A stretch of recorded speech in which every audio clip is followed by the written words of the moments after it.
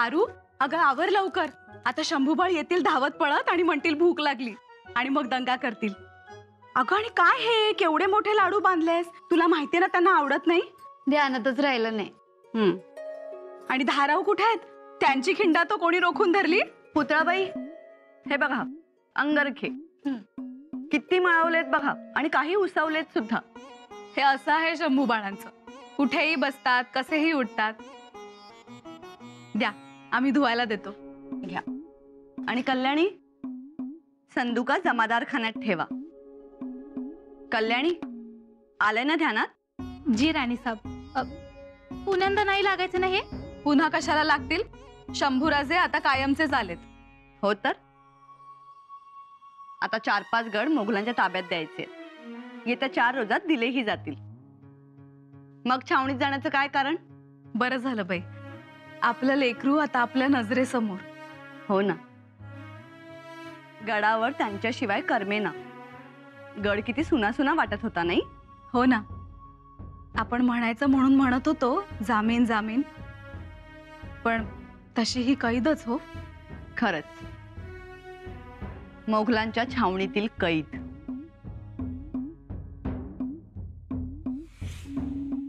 छावणीत करमत होते? नाही. झोप येत होती? आम्ही तर रात्र जागून काढलाय.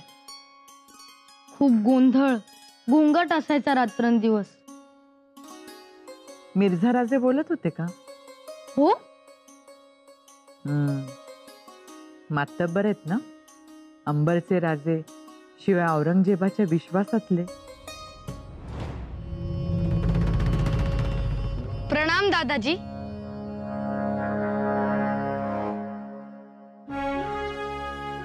प्रणाम. क्या बात है, चरण स्पर्श प्रणाम किया आपने हमें. बड़ों के पाँव छूकर आशीर्वाद लिए जाते हैं दादाजी. और हमने सुना है आप तो साक्षात प्रभु रामचंद्र के वंशज हो. हाँ, लेकिन आज का दिन हमारे लिए बड़ा सौभाग्यशाली दिन है. वाह, क्या मिठास है. आम्ही दादाजी म्हणालो आणि मिर्झा राजे विरघळूनही गेले. मग त्यांनी आम्हाला सोडलंच नाही. भाऊ साहेब, आता आम्हाला काहीच विचारू नका. बर. आम्हाला तुमच्या जवळच बसू दे, मगच आमचे मस्तक शांत होईल. येसूबाई दूध घेऊन आल्यात, ते पिऊन घ्या आणि मग पडून राहा आरामात. आम्हाला दूध नको आणि जेवण तर नकोच नको. आणि लाडू बनवलेत ते मातोश्रींनी? आम्हाला काही नको. आम्हाला आऊ साहेबांच्या जवळच बसायचंय. आता काय लहान आहात का? होय आऊसाहेब? हो, आम्ही लहानच आहोत. खूप दिवसांनी बसलेत ना, बसू द्यात त्यांना. मग दूध नंतर द्या. आता मन भरेपर्यंत बसू द्यात त्यांना. आबासाहेब येईपर्यंत आम्ही इथून कुठेच जाणार नाही. ठीक आहे, मग आम्ही खाऊन घेऊ लाडू? हो. आज्ञा आऊसाहेब.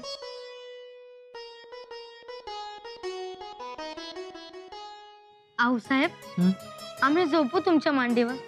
झोपा. थकलात ना? या.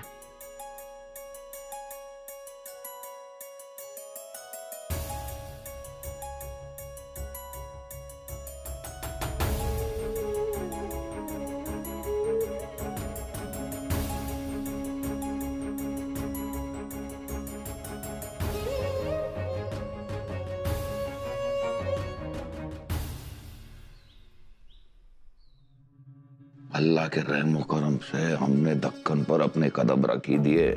जी आलमपना। दक्कन में एक ही बागी था, बहुत परेशान कर रखा था। मिर्जा ने आखिरकार उसका गुरूर खत्म कर ही दिया। जी बिल्कुल। मिर्जा ने आलमपना के कदमों में 23 किले और 4 लाख का मुल्क भी नजराने में दिया है। शक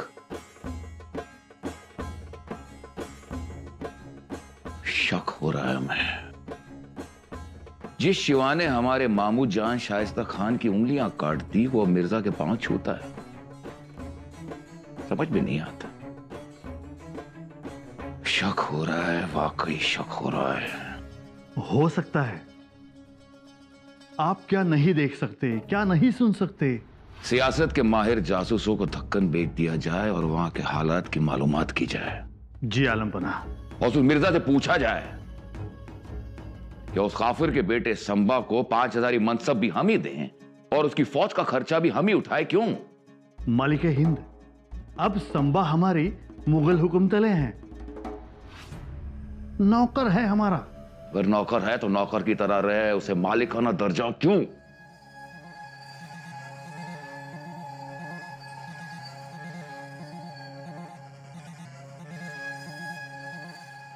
शाही खजाना कोई खैरात नहीं है वजीर सल्तनत। मिर्जा ने ये जंग जीत जरूर ली है, लेकिन हमें शक हो रहा है कि कहीं इस जीत में हमारी हार तो नहीं छिपी है। जाफर खान साहब। जी आलम पनाह। उस काफिर संबा के नाम फरमान दर्ज किया जाए। जी आलम पनाह।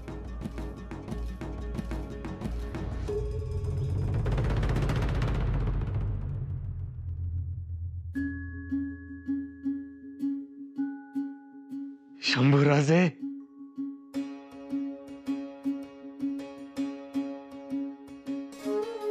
आबासाहेब, मुजरा, आपलीच वाट पाहत होतो आम्ही. आपण गडावर आल्याचं समजलं तसं आम्ही तातडीनं गड जवळ केला. आबासाहेब, आम्ही जाऊन आलो, राहूनही आलो. मोठं अवघड काम होतं. शंभूबाया, आपण गेलात लहान मूल म्हणून, पण वागलात शहाण्या माणसासारखे. दिव्यच होतं ते, मोठं दिव्य. निभावलत. शिवबा, यांना आम्हीच काय, उभे स्वराज्य कधीही विसरणार नाही. 1,00,000 मुघल सैनिकांशी लढून आले आहेत आमचे बाळ. पण आऊसाहेब, आमच्या मनात मात्र अपराधाची खूप मोठी भावना निर्माण झाली. राजकारणासाठी एका 9 वर्षाच्या पोराला मोगलांच्या छावणीत पाठवलं. त्याचे का वाईट वाटून घेत आहात? जन्मदात्या पित्यानंच पुत्राला दूर केलं. आबासाहेब, तुम्ही तेच केले. जन्मापासून महाराज साहेबांनी तुम्हाला दूर ठेवले होते ना, कित्येक कोस दूर. आणि आम्ही तरी ते पुरंदराच्या पायथ्याशी होतो. पण शंभूबाई, तुम्ही शत्रूच्या पुढ्यात जाऊन उभे राहिलात. रणांगणावर जाण्या अगोदर आम्ही शत्रू पाहिला. दोघेही सारख्याला वारखे आहात. शिवबा, यापुढे तुमचे राजकारण कसे असो, शंभू राजांना आम्ही कुठेही जाऊ देणार नाही. आता आम्हीच जाणार नाही. छावणीत कुणीच नसते खेळायला. आमच्या वयाचे मुलेही नाही. हा, एक चांद आहे, परंतु त्याला ऐकूच येत नाही. असं म्हणतात, दिलेर खानाने त्याच्या कानात शिसे ओतलेत. काय? शिवबा, या पुढचे राजकारण शंभूराजांच्या जीवावर खेळायचे नाही. खेळ? आऊसाहेब, आबासाहेब, आज्ञा द्यावी. आम्ही जातो भोवरा खेळायला. मुजरा.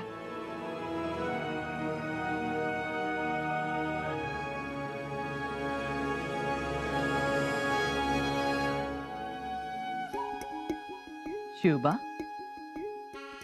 प्रश्न पडला ना तुम्हाला, खरे शंभू बाळ कोणते म्हणून? हे भोवरा खेळणारे की मुघलांच्या छावणीत ओलीस म्हणून राहून आलेले? खरंय आऊसाहेब, शंभूराजे लहानात लहान आणि मोठ्यात मोठे वाटतात. त्यांना असं खेळताना पाहून असं वाटतं त्यांनी लहानच राहावं, मोठं कधी होऊच नाही त्यांनी. तुमच्यातला बाप जागा झाला म्हणून असं बोलतोय, पण उद्या जेव्हा तुमच्यातला राजकारणी जागा होईल तेव्हा तुम्ही त्यांना पटावर उभे कराल. पण एक लक्षात ठेवा शिवबा, आम्ही शंभू बाळांना कुठेही जाऊ देणार नाही. राजकारणासाठी तुम्ही दुसरी तजवीज करा. जी. आता दुसरी तजवीज काय करावी? का? काय झाले? बाळाजी, अहो पायाखालची जमीन सरकली आहे. जे नको तेच पुढे वाढून ठेवलंय. म्हणजे? अहो असे झाले तरी काय? बादशाहचं फरमान आलंय. फरमान आले आहे? अहो पण कोणास? युवराजांना. अरे देवा, युवराजांना फरमान? नाही नाही हो, अहो दुसरे कोणास आले असेल? फरमान त्यांच्यासाठीच आहे आणि ते घेण्यासाठी शंभूराजांना तातडीने छावणीत हजर राहण्यास सांगितले आहे. अहो पण वय ते काय, आणि एवढ्या कोवळ्या वयात फरमान कसे घेणार? शिवाय त्यांचा स्वभाव कुणासमोर न झुकण्याचा. पण आता आले आहे म्हणजे घ्यावे हे लागणारच. जावे तर लागणारच. नाही म्हणजे थोडे कठीण वाटते आहे. कठीण? अहो मागील महिन्यात माळव्यातील एका सरदाराने फरमान घेण्यास नकार दिला तर गर्दन मारली त्याची, आणि मारलेली गर्दन औरंगजेबास नजर केली. भगवंता, मोठे संकट उभे राहिले. मग मोठे संकट. शिरस्त्याप्रमाणे फरमान हे घ्यावे लागणारच. अरे देवा.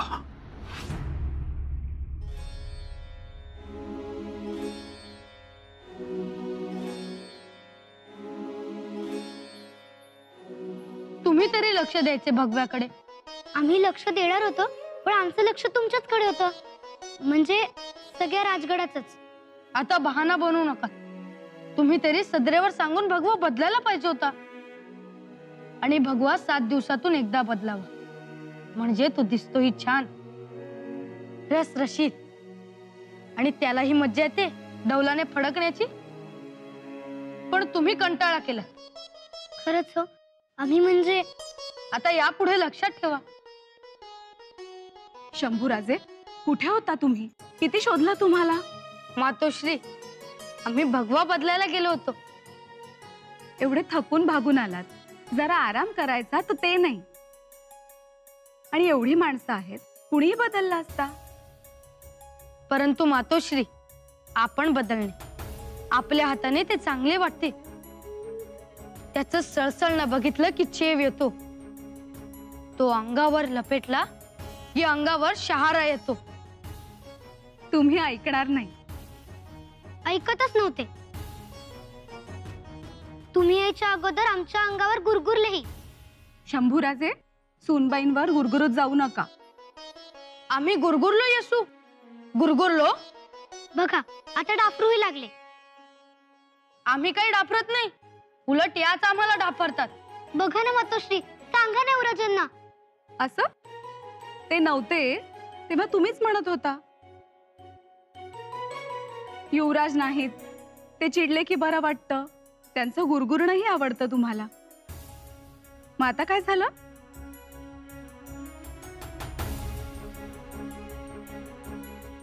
आणि शंभूराजे, तटावर एकट्याने जात जाऊ नका. तोल गेला तर? मातोश्री, जर भगवा हातात असेल तर तोल कसा जाईल?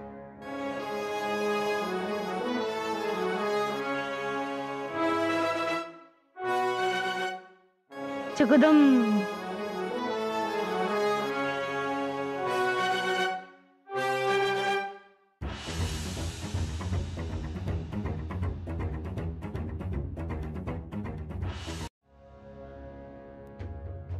सूरज सिंह, उग्रसेन पहुंचे शंभू को लेकर? जी नहीं. कितना और वक्त लगेगा शाही फरमान को यहां तक पहुंचने में? और 2 दिन लगेंगे. वाह वाह, वाह वाह, बहुत खूब. शाही फरमान लेने के लिए शंभू को 2 दिन के अंदर यहां से रुखसत होना पड़ेगा. 2 दिन, सिर्फ 2 दिन. जी खां साहब. 2 कोस चलना पड़ेगा. 2 कोस भरी दोपहरिया में नंगे पैर. लेकिन नंगे पैर क्या वो चल पाएगा? चल पाएगा? चलना ही पड़ेगा। कंकरों पे, पत्थरों पे लाल मिट्टी, पैरों में खून। एक तरफ शाही फरमान और दूसरी तरफ बेचारा छोटा सा शंभू। मजा आएगा, मजा आएगा। क्या नजारा होगा, देखते ही बनेगा। नजारा तो नजारा होगा। दक्कन पे ऐसा नजारा ना कभी किसी ने देखा होगा। सही कह रहे हो। क्या नजारा होगा। एक तरफ आलमगीर का बंदा ऊंट पर बैठा होगा शाही फरमान लेकर, और दूसरी तरफ शंभू घुटने टेक कर उसे कॉर्निश बजा रहा होगा। सब देखेंगे। काफिर अपने सर पे शाही फरमान को रखकर भरी दोपहरिया में छावनी की तरफ पैदल चलेगा। इनकार तो कर ही नहीं सकता। अगर इनकार किया तो यह शाही फरमान की तौहीन होगी, और शाही फरमान की तौहीन का मतलब है सजाए मौत। सर कलम कर दिया जाएगा। मजा आएगा। फिक्र एक बात की है। किस बात की? लड़का बड़ा स्वाभिमानी है। स्वाभिमानी तो तुम भी थे सूरज सिंह, लेकिन क्या हुआ? जैसे ही शंभू के सर पर फरमान रखा जाएगा, उसका भी स्वाभिमान चकनाचूर हो जाएगा।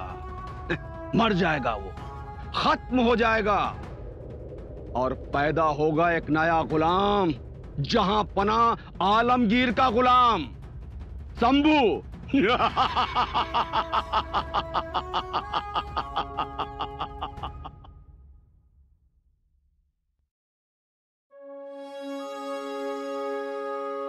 सावध राहायचं.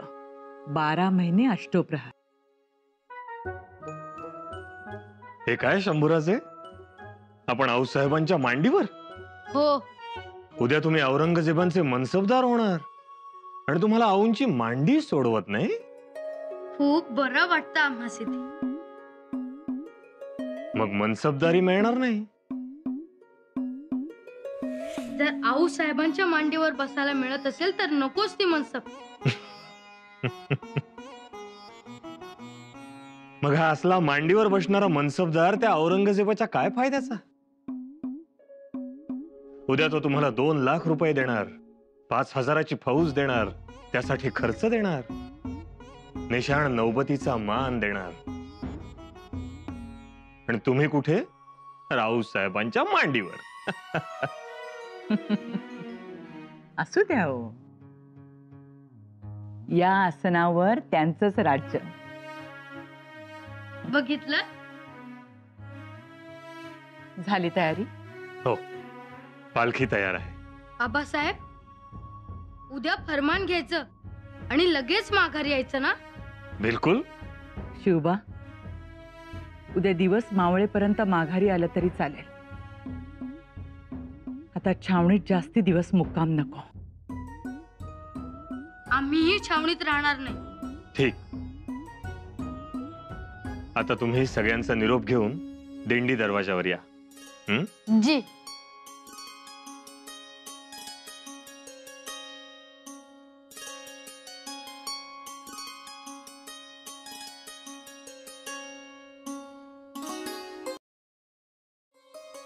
जा म्हटलं की जातात. ऐकतात सगळं तुमचं. एवढूसा जीव, पण तुमच्यावर अपार भक्ती, त्यामुळे नाही म्हणत नाही.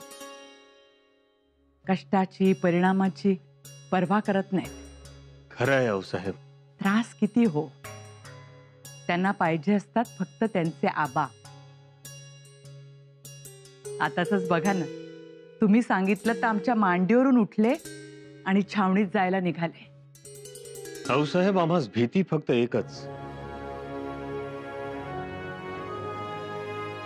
मोगल सल्तनतीत एवढा लहान मनसबदार कोणीही नाही. कारण फरमान स्वीकारताना जर बेअदबी झाली तर बादशाहच्या तलवारीला कोवळ्या मानाही कळत नाहीत. आम्हास याच गोष्टीचा घोर लागून राहिलाय. आता शंभूराजे निघालेत फरमान स्वीकारण्यासाठी, पण फरमान स्वीकारण्याची पद्धती जेव्हा त्यांना कळेल, त्यानंतर ते फरमान स्वीकारतील का नाही याचीच मोठी चिंता लागून राहिली आहे.